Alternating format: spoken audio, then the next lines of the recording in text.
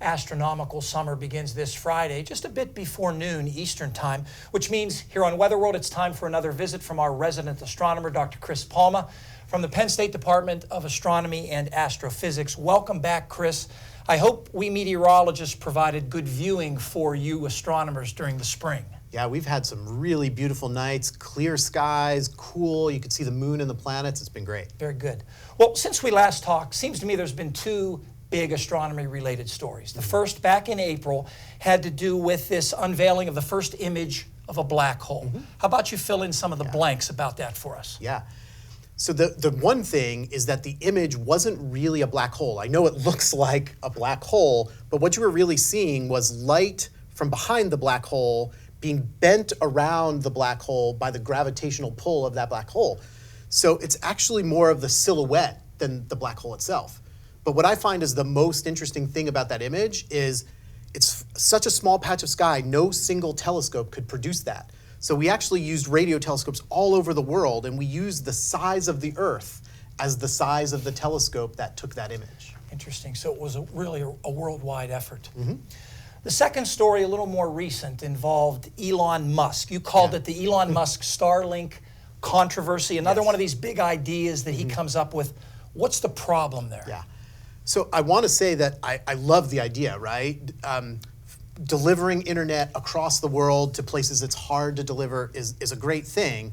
And so one idea is let's put up a network of satellites like the GPS satellites or like weather satellites. But he wants to put 12,000 satellites in orbit around the Earth. And unfortunately, those satellites are visible like some of the fainter stars in the sky, and some of the images that amateur astronomers are taking already are showing just dozens of streaks as these satellites pass through every patch of the sky now. So this is a problem that's unfolding, and it will certainly take a while before 12,000 mini satellites, if that ever happens. So I saw your department had an interesting research finding involving how planets form and behave. I guess not all solar systems are like ours with the small planet near the sun and the big planets farther out?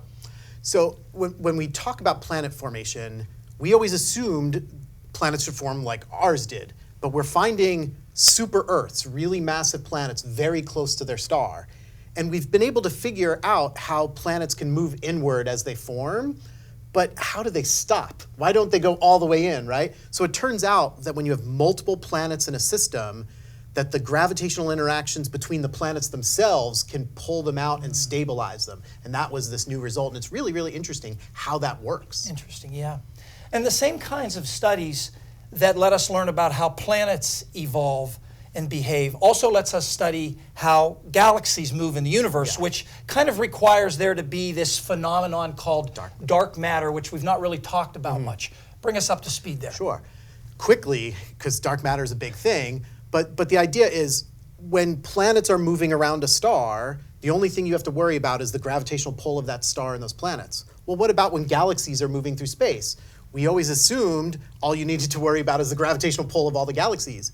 But when you do the math, galaxies in the universe are moving much faster, and stars in those galaxies are moving much faster than you can account for by just the gravitational pull of all of the objects we see. And so the name dark matter, there's got to be material in the universe that's massive because it's pulling on stars and pulling on galaxies, but we don't see it. And so it's exactly the same physics, but the only way to explain these really high velocities is the requirement that the universe is full of invisible matter. And is it fair to say that in your field, the search for dark matter is ongoing? Yes. By many research teams? Yeah. So all that evidence I was talking about is indirect, right? So we know it's got to be there. Someone would love to have direct evidence. I have discovered a dark matter particle, and that hasn't been done yet. We like to close by giving you a chance to highlight some upcoming celestial events that folks can observe. And I take it you saw one hot headline in particular lately that got you a bit riled up. Yeah.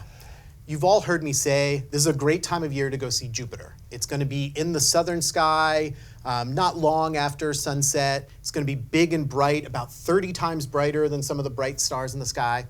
But unfortunately, there have been some headlines that have said, Jupiter is so big and so bright, you'll be able to see the moons of Jupiter through just a pair of binoculars. That's true, but you can see the moons of Jupiter through a pair of binoculars any night Jupiter is visible in the sky. So there's unfortunately nothing very, very special about this particular time. But I would say, when looking for Jupiter, look for the bright red star Antares, and Jupiter will be very, very clear just to sort of the northeast of Antares, glowing about 30 times brighter than that really bright star. And of course, all of this is subject to meteorologists providing clear skies. Yes, absolutely. All right. Dr. Chris Palma, always good to catch up with you, Chris. Thank you. And that'll do it for our Cosmic Connection interview. We will be back in a moment with a recap of the short-range forecast.